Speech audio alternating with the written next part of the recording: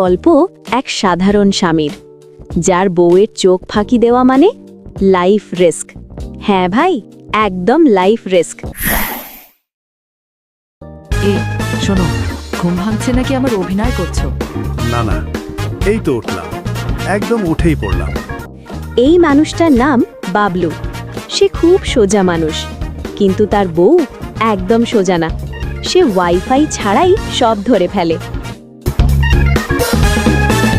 এই শোনো, আজ একদম সময় মতো বাজার নিয়ে আসবা, কোনো অজুহাত না। অবশ্যই বাজার করব, তারপর মসজিদে দোয়া। আজ আমার জীবনের বড় পরীক্ষা। আজ ফুটবল ফাইনাল, আর বউ বলেছে বাজার করে বাসায় ফিরতে হবে।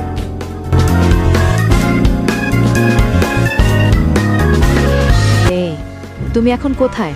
মসজিদের সামনে, একদম সামনে, ইমাম সাহেবের পাশেই।